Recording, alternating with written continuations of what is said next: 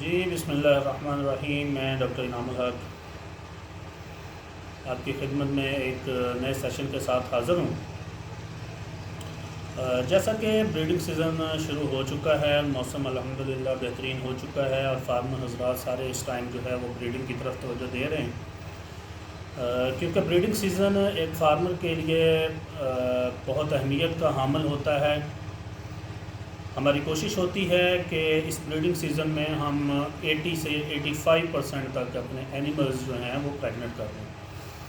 वैसे तो बहुत बड़े फार्म ऐसे भी हैं, बहुत से फार्म जो सारा साल ही ब्रीडिंग यहाँ पे होती रहती है, लेकिन गर्मी के मौसम में कुछ कंसेप्शन के रेट और कुछ स्ट्रेस ज़्यादा होती है, जिसकी वजह से कोशिश करते हैं कि इस ब्रीडिंग सीज़न में बेहतरीन मौसम में ही हम एनिमल जो है 80 से 85% जो है वो अपने प्रेग्नेंट कर लें और अपना गोल अचीव कर लें।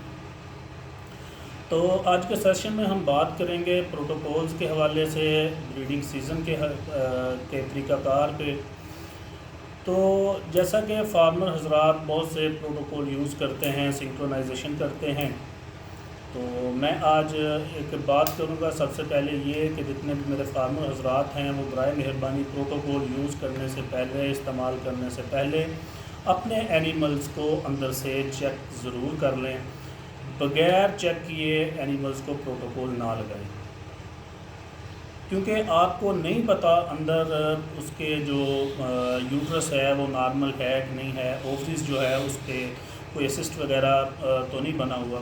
इसलिए बग़ैर देखे प्रोटोकॉल यूज़ ना करें ताकि आप अच्छा रिज़ल्ट ले सकें। मोस्टली ऐसा भी होता है कि ओवरीज पे असिस्ट होते हैं, जिसको उस हिसाब से प्रोटोकॉल लगाना पड़ता है। तो मेरे फार्मर हज़रात या मेरे डॉक्टर हज़रात तो इस बारे में जानते होंगे। तो जो अपना corpus luteum, mature corpus luteum जो बनता है, सीएल बनता है, तो उसके लिए भी एक प्रोटोकॉल यूज़ होता है और वैसे नॉर्मल जो प्रोटोकॉल यूज़ होता है वो भी होता है। उसके लिए छोटा सा प्रोटोकॉल मैं आपको अभी बता देता हूँ। उस पर आप पहले दिन पे डलमाजीन लगा दें पीजी, और 24 घंटे के बाद जो रिपीट कर दें उसे, और उसके 24 घंटे के बाद आप GnRH कोई भी कंसेप्टाल लगा सकते हैं या कोई भी लगा सकते हैं। लगा के उससे 16 से 18 घंटे के बाद आप इंसेमिनेशन कर दें, उस पर अल्हम्दुलिल्लाह आपको अच्छा रिज़ल्ट मिल जाएगा।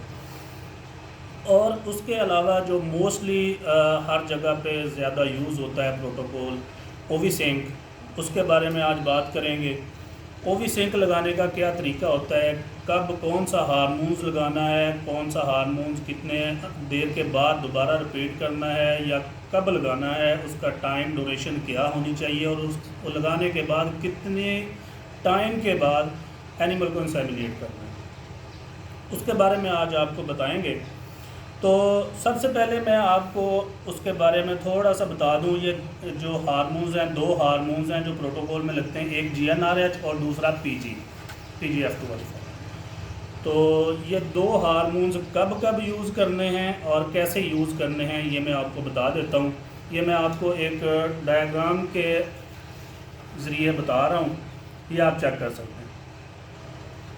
ओविसिंक प्रोटोकॉल 0 डे पे आपने GnRH लगा देना है, डेलमेरालीन, कंसेप्टाल या कोई भी किसी भी कंपनी का आप यूज़ कर सकते हैं। और उसके 7 दिन के बाद, मतलब 0 डे को आपने उसमें काउंट नहीं करना, 7 दिन के बाद आपने PG लगा देना है, जिसमें डलमाजीन लगा लें, साइक्लोमेट लगा दें या किसी भी कंपनी का जो आप यूज़ कर सकते हैं। और उसके ठीक 24 घंटे के बाद आपने PG रिपीट कर देना है। डलमाजीन रिपीट लगा रहे हैं तो डलमाजीन रिपीट कर दें, साइक्लोमेट रिपीट कर दें, जो भी है 24 घंटे के बाद। पहले 0 डे पे आपने डेलमेरालीन, कंसेप्टाल वगैरह लगा देना है। 7 दिन के बाद, मतलब उसके 7वें दिन आपने PG लगा देना है, डलमाजीन अपना या साइक्लोमेट या किसी भी कंपनी का। उसके 24 घंटे के बाद दोबारा आपने डलमाजीन रिपीट कर देना है, और उसके रिपीट करने के बाद ठीक 24 घंटे के बाद आपने डेलमेरालीन या कंसेप्टाल आपने लगा देना है। ये आपका प्रोटोकॉल हो गया। और उसके ठीक 16 से 18 घंटे के अंदर आपने AI कर देनी है, इंसेमिनेशन कर देनी है अच्छा रिज़ल्ट लेने के लिए। ये प्रोटोकॉल आम सबसे ज़्यादा यूज़ होने वाला और सबसे ज़्यादा कंसेप्शन देने वाला प्रोटोकॉल आपको बता रहे हैं। ये आप एक दफ़ा दोबारा देख लें। 0 डे पे GnRH कॉन्सेप्टाल या डेलमेरालीन, 7 दिन के बाद आपने PG लगाना है। 24 घंटे के बाद दोबारा सेम टाइम आपने PG रिपीट कर देना है और उसके ठीक 24 घंटे के बाद सेम टाइम पे आपने GnRH कॉन्सेप्टाल या डेलमेरालीन वो रिपीट कर देना है। वो लगाने के बाद 16 से 18 घंटे के अंदर आपने AI कर देनी है, इंसेमिनेशन कर देनी है बेहतरीन रिजल्ट लेने के लिए। ये प्रोटोकॉल यूज़ करने से पहले मैं दोबारा आपको कहूँगा अपने एनिमल्स को एक दफ़ा अंदर से चेक करवा लें। फार्मर हजरात किसी मुस्लिम डॉक्टर को बुलाएं, तजर्बाकार टेक्नीशियन को बुलाएं, उससे आप ओवरीज और उससे यूट्रस सारा कुछ चेक करवा लें ताकि आपको प्रोटोकॉल का रिज़ल्ट अच्छा मिल सके और आपके जो लगाया गया प्रोटोकॉल ज़ाया ना जाए। क्योंकि प्रोटोकॉल में सबसे मेन जो होता है, एक तो आप एनिमल को जल्दी प्रेग्नेंट कर लेते हैं और दूसरा आपका टाइम बच जाता है। बहुत एनिमल हैं जो नेचुरल हीट पे आते हैं और अच्छी कंसेप्शन देते हैं, लेकिन नेचुरल पे बाज़ जगह पे फार्मर हजरात जो फीड फार्मुलेशन जिनकी ठीक नहीं होती या जो अपना उसको बैलेंस राशन नहीं दे रहे होते, वो जल्दी हीट में नहीं आ रही होती। या बाज़ एनिमल ऐसे होते हैं जो साइलेंट हीट पे होते हैं, तो उनको एक प्रॉपर टाइम पे लाने के लिए, उनको प्रॉपर टाइम से प्रेग्नेंट करने के लिए ये प्रोटोकॉल यूज़ होता है। और वैसे मैं बता दूं आपको, बात कर लेते हैं कि एनिमल्स जब हीट में आता है वो कैसे उसको चेक कर सकते हैं। डॉक्टर हजरात तो जानते हैं, बाकी आम फार्मर हजरात जिन्होंने घरों में रखी हुई हैं या जिन्होंने किसी टेक्नीशियन को बुला के इंसेमिनेट करवाना होता है, उनके लिए बता दूं मोस्टली 3 तरीके जो है वो यूज़ होते हैं। या तो मुंह से बोल रही होती है, जो गाय है या भैंस है वो मुंह से बोल के आपको बताएगी कि मैं हीट में हूँ, जिसे पंजाबी में कहते हैं अड़ेंगरी पई हिंदी। अच्छा, उसके बाद या फिर वो आपको जंप करती नज़र आएगी कि वो जंप कर रही है, एक एनिमल पर जंप कर रही है, वो दूसरे पर कर रही है, तीसरे पर, मतलब जंपिंग में होगी, ये भी हीट में आने की निशानी है। तीसरा, वो खड़ी होगी और दूसरा एनिमल उस पर जंप कर रहा है, जिसे हम स्टैंडिंग हीट बोलते हैं कि ये स्टैंडिंग में है। ये असल में शुरू में ये जंप शो नहीं करवाती, डायरेक्ट स्टैंडिंग हीट में आती हैं और खड़ी रहती हैं जानवर के आगे जब दूसरा जानवर इसके ऊपर जंप करता है। ये भी हीट में आने की निशानी है। और तीसरी और चौथी निशानी है कि आप ना उसे बोलता देखेंगे, ना जंप करता देखेंगे, ना स्टैंडिंग हीट में देखेंगे, सिर्फ आप क्या देखेंगे कि गाय या भैंस बैठी हुई है और उसने तारें की हुई हैं। ये भी हीट में आने की निशानी है।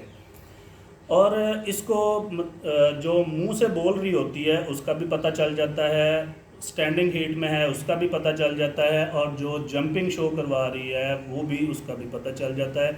और जो सिर्फ तारें शो करवा रही हैं उसको चेक करवाने के लिए किसी अच्छे टेक्नीशियन, अच्छे वेटनेरियन को बुला लें, वो आपको बता देगा इसका टाइम कब बन रहा है, तब इसको रखें। तो अब बात कर लेते हैं इनको किस पोजीशन में हो तो कब तक इसको इंसेमिनेट हम करें। उसमें सबसे पहला, मुंह से बोल रही है, वो जंप शो नहीं करवा रही, वो स्टैंडिंग शो नहीं करवा रही, सिर्फ मुंह से बोल रही है, वो हीट साइन शो कर रही है, बोल रही है ऊंचा ऊंचा, तो उसको आपने तकरीबन 12 से 15 घंटे के अंदर इंसेमिनेट करना है, उसको सीमन रखना है।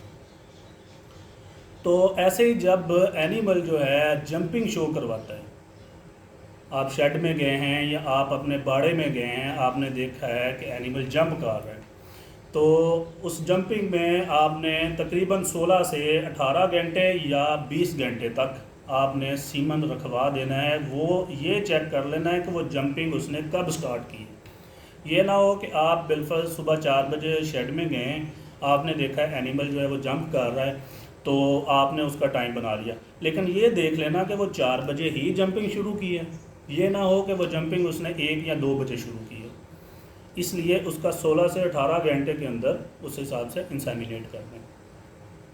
और तीसरी, जिसमें स्टैंडिंग हीट में है, उसने जंपिंग शो नहीं करवाई, वो खुद जंप नहीं कर रही थी, वो डायरेक्ट उसने स्टैंडिंग हीट शो करवाई है, दूसरा एनिमल उस पर जंप कर रहा है, तो उसका टाइम ड्यूरेशन ये है, आप 12 घंटे के बाद उसको इंसेमिनेट कर दें। आपने उसका पहली स्टैंडिंग हीट नोट करनी है और उसके 12 घंटे के बाद आपने उसको इंसेमिनेट कर देना। ये मैंने आपको तीनों बता दी, और चौथा मैं आपको पहले बता चुका है। जो तारें कर रही होगी तो वो उसके लिए आपको कोई टेक्नीशियन या वेटनेरियन को बुलाना पड़ेगा, जो उसको अंदर से चेक करके मुनासिब टाइम पे उसको इंसेमिनेट करते। ये 4 तरीके और प्रोटोकॉल मैंने आज आपके साथ शेयर किया है। और मैं अपने फार्मर हज़रात को ये बता दूं, जो फार्म पे होते हैं, मोस्टली हमारे पास भी है कि जो बंदा रात पे होता है, शेड में होता है या दिन में होता है, जो भी वो उसका एक प्रॉपर बंदा हम शेड में बिठा देते हैं, जो एनिमल्स की हीट नोट करता है, उसके टैग नोट करता है। उसका काम क्या होता है, वो या फीड पुश कर रहा होता है, और फीड पुश करने के साथ साथ वो मोस्टली एनिमल्स के टैग नोट कर रहा होता है कि ये एनिमल हीट में आ गया है, ये एनिमल इतने बजे हीट में आया है, उसका टाइम और टैग जो है वो नोट कर रहा होता है। ये हो गया, ये मैंने आज आपके साथ प्रोटोकॉल शेयर कर दिया है। तो उम्मीद होगी तमाम फार्मर हज़रात इससे जो हैं वो फ़ायदा उठाएंगे, और इंशाल्लाह कोशिश करेंगे कि इंसेमिनेशन का तरीक़ाकार जो है, क्योंकि हम भी अल्हम्दुलिल्लाह प्रोटोकॉल स्टार्ट करने जा रहे हैं ये इसी वीक के अंदर, फिर आपको बताएंगे कि हमने कौन सा प्रोटोकॉल यूज़ किया है और अपना कब कब, या फिर ये भी बताएंगे उस पर हमने कितना रिज़ल्ट लिया है। तो हमारे चैनल को सब्सक्राइब कर लें, हमारे यूट्यूब चैनल को सब्सक्राइब करें और बेल आइकॉन प्रेस कर दें, ताकि हमारी वीडियोस इन्फॉर्मेशन आप तक बर वक्त पहुँचती रहें। बहुत शुक्रिया, आज के लिए इतना ही। दुआ में याद रखिएगा। अल्लाह हाफिज़। पाकिस्तान जिंदाबाद।